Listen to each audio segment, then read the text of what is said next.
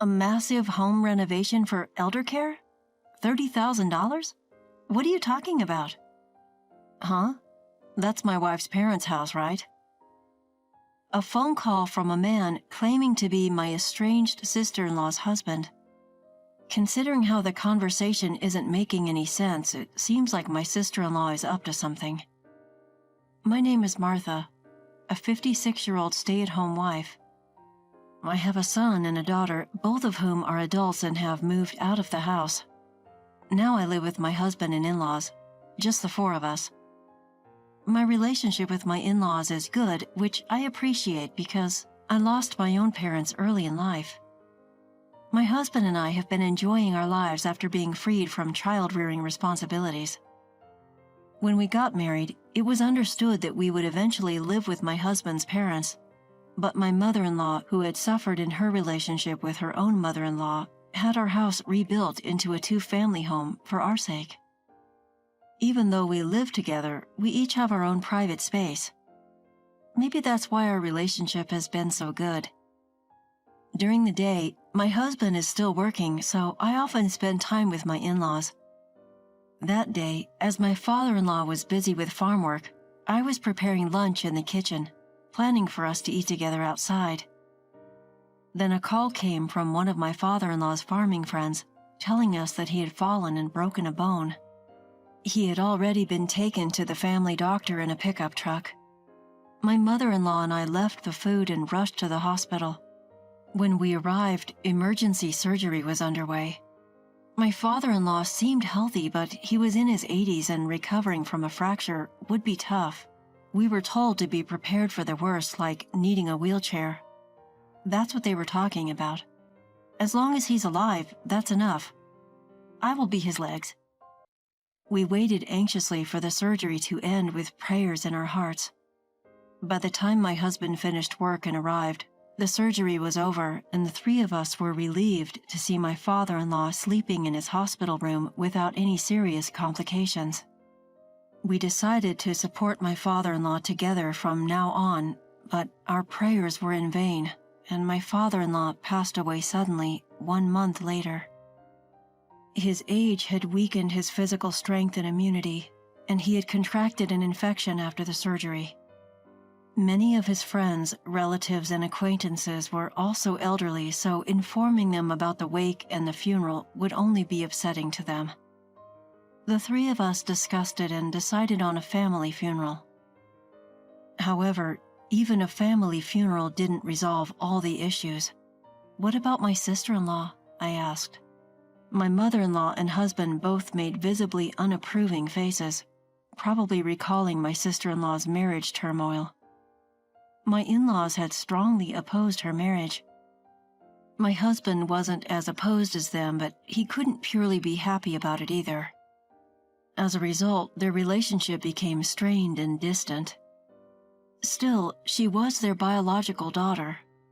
Wouldn't it be okay for her to be present at the final farewell? They agreed that if we could get in touch with her, it would be fine. But we couldn't reach her at the contact information we had, and the funeral proceeded without her. It's just how things are with her. It's fate. Don't worry about it, Martha. On our way back from the crematorium to the house with my father-in-law's ashes, my mother-in-law gently patted my shoulder and reassured me. My father-in-law's sudden passing took us all by surprise. Without any mental preparation, we hurriedly went through the funeral and cremation. We clasped our hands over my father-in-law's ashes, lit incense, and spent the following days in a state of listlessness. It's more bearable when my husband is around. We can talk to each other. But when my husband goes to work, I can't stand being alone in the quiet room. So I head to my mother-in-law's room. I know she is feeling even more pain and sadness than I am. After all, she suddenly lost the husband she had been with for so many years. Even if it is just a facade, I try to be cheerful around her. However, my mother-in-law was much more accepting of reality than I thought. I was planning to stay like this until the 49th day, but... Yes, we can sort through his belongings later. But I'm already over 80. You look so young for your 80, mother-in-law. Not having been sick often, she would say that the only time she was hospitalized was for childbirth. In other words, she was directly telling us that she's healthy enough for us not to worry about her. You're so kind, Martha. But while I can still move around, I'd like to sort through my things, including his. I understand the feeling of not wanting someone else to go through the important memories, like my father-in-law's belongings. Understood.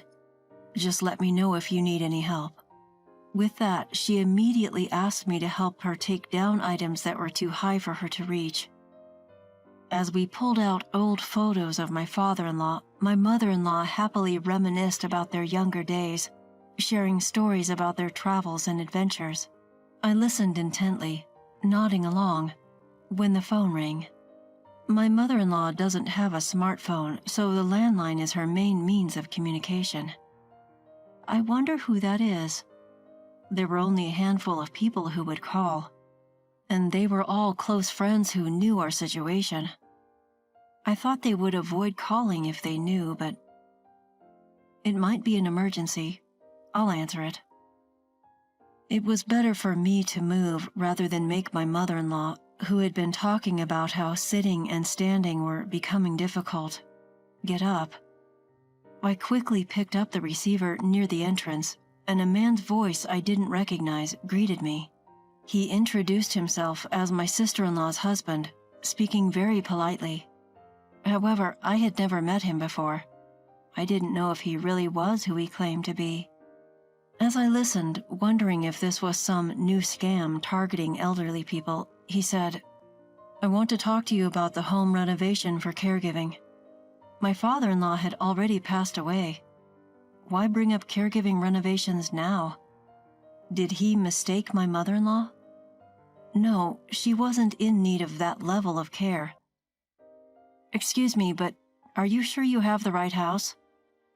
This is my wife's family home, right?" The man claiming to be my sister-in-law's husband mentioned her maiden name. Indeed, the maiden name matched my husband's family, and there was no mistake that this was their home. Moreover, the name matched my sister-in-law's. It is true that the woman you mention is my husband's sister. Thank goodness. Thank you for believing me. With all the trouble our marriage has caused, I was worried I had made a bad impression again. I don't know the reason why my in-laws so strongly opposed my sister-in-law's marriage. However, I don't get a bad impression from this man at all. On the contrary, he seems very humble and sincere. According to my brother-in-law, he heard that the cost of caregiving renovation would be around $30,000. He wants to do his best to make up for the inconvenience he has caused. He fully intends to pay the $30,000 and is preparing it. However, he just can't get the money ready by the deadline.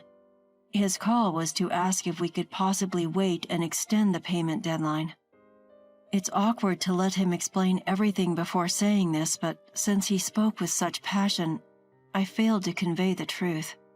Thank you for your politeness. So, about the extension. Please, wait a moment. When did you hear about the caregiving renovation? My father-in-law was very healthy and was working in agriculture until recently. So the need for caregiving, it didn't exist at all. It didn't? Wait, past tense? Yes, my father-in-law passed away. We just finished his funeral and cremation the other day. I see. Well... I could picture him panicking on the other end of the phone. He must be confused by the difference between what his wife told him and the truth I just shared. It just didn't make sense to him. He slowly told me that he had caused a lot of trouble for my in-laws when they got married. He had heard from his wife that her father needed care and he intended to provide financial assistance as an apology for the trouble he had caused. He told me all this. Feeling that he was being honest, I asked him how the story of my father-in-law needing care came up. It had come up a few years ago. At first, he seemed to be sending a fixed amount every month as a contribution to caregiving expenses. However, it was clear neither my father-in-law nor mother-in-law had heard of such a thing. If they had known, my mother-in-law would have invited him to the funeral. He said, "Her mother was grateful and that it helped, so I thought I was slowly being forgiven." If you were being forgiven, wouldn't she talk to you? That's true. Moreover, the amount of money sent each year seemed to be increasing. He had been sending more money every month, assuming we had asked for additional support, something we had no recollection of. So none of that money has reached you. When I agreed, I could picture him getting extremely upset. It was hard for me to convey the information as well. As I was listening, I thought that maybe my sister-in-law, I couldn't quite say "you're being scammed," but he said, "You don't have to be considerate. I'm being scammed, aren't I?" I couldn't say yes or no, so I remained silent. He probably took my silence as affirmation. He asked what he should do, assuming he was being scammed. Although it wasn't my place to answer that question, I just couldn't leave my sister-in-law, my husband's sister, alone, even though we were estranged. I told him we would discuss the matter and contact him later, and that was it for today. When I returned to my mother-in-law, she said, "That was a long call. Was it a pushy salesperson? You should just hang up on those." She seemed to think it was a persistent sales call. No, it was a man claiming to be my sister-in-law's husband. So I relayed the content of the phone call to my mother-in-law. She was trembling with anger even while listening, and her anger exploded even more after hearing everything. What kind of person is she, using her father as an excuse to ask her husband for money? Apparently, my sister-in-law has always been reckless with money. Owning expensive branded items she couldn't afford with her allowance or part-time job earnings, her actions were suspicious. When she wanted to get married, her partner was a man with a considerably high income who had an incomparable amount of pre-existing wealth, which led her parents to strongly oppose the marriage. The opposition wasn't for my sister-in-law's sake, but for her partner. We then decided to wait at the culprit's house with her husband for her to return home. I can't remember the last time I saw my sister-in-law. When she decided to date her then boyfriend with the intention of getting married, she introduced him to her parents and brother. There was a commotion about my sister-in-law's marriage, but since I was not yet related to my in-laws, I did not attend. So this would be my first time meeting my sister-in-law's husband. As I had perceived over the phone, he seemed to be a sincere person with a pleasant demeanor. I had heard he had high income, but he didn't seem to be living lavishly. He seemed to be trying to live a modest life, but if one of the reasons for this was my sister-in-law's lies, it must be a complicated set of emotions. Reuniting with my sister-in-law after several decades, my sister-in-law, who would never have expected her mother to be there at her home, was so surprised that her eyes widened as she stood frozen. The impression of my sister-in-law that I remember was one of someone who liked flashy things, but the sister-in-law in front of me was flashy to the point of being gaudy and lacking any sense of style, which was painful to watch. The three of us had agreed beforehand that we would go along with my sister-in-law's story at first. We decided not to touch upon the fact that she was lying. "It's been a while. I'm glad to see you're doing well." When my sister-in-law was suddenly spoken to with kind words, she stammered while responding to her mother. She probably thought her lies had been exposed and she was going to be yelled at, but she seemed confused by the unexpected kindness. "I wanted to see your face after all this time. Have you been doing well?" We didn't tell her the truth about her father's passing and maintained the pretense that he was still alive. I also apologized for not having been in touch and gave a suitable greeting. My sister-in-law said humbly that she was glad her mother seemed well and that she had been worried about her. However, She did not mention her father. It would be terrible if the conversation turned to her father and the topic of caregiving expenses slipped out of my husband's mouth. It seemed that my husband and she had met beforehand, but apparently her lies had not been exposed. She probably thought she could get away with it and not get caught. "Your mom is happy. It seems that you two are getting along well as a couple." My mother-in-law said she was happy to have a good daughter and hoped that my sister-in-law would have a change of heart and start repaying her husband little by little. The plan was to shower her with praise in the hope of changing her ways. Somehow, my sister-in-law got carried away and told my mother-in-law that she would support her if she ever needed caregiving, and even went so far as to say not to worry about money. It's amazing she could say such things in front of her husband who had been supporting her out of good intentions. I felt so sorry for her husband listening to all this. We conveyed our gratitude and left that day. From her behavior, it seemed likely that my sister-in-law had been using the money she asked for herself. Not knowing what she'd spent the sudden, large sum of $30,000 on, we decided to have a private investigator look into her finances. The monthly caregiving funds of several $1,000s were indeed being used for her own benefit.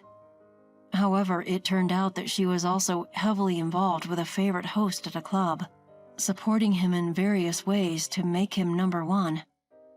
She'd been spending lavishly, buying expensive bottles and racking up debt she couldn't pay off each month.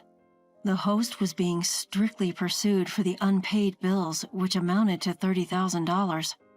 Upon learning this, my sister-in-law's husband was furious and decided he couldn't overlook it any longer. He arranged everything while she was on a trip with her favorite host. Unaware of all this, my sister-in-law returned home after a few days to find her house completely empty, with not a single piece of furniture or personal item left behind. Panicking, she tried to contact her husband but couldn't get through, so she called me. At first, she was hysterical, but when I asked her, "How was your trip with your favorite host?" she immediately quieted down.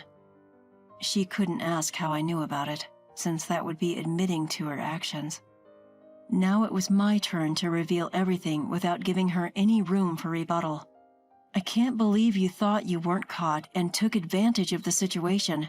You betrayed your mother, your husband, and I don't think anyone will want to help you anymore." I also told her that the father-in-law she used as an excuse had passed away. It was not her fault for not knowing he had died, but using her father's care as a reason to ask for money was wrong.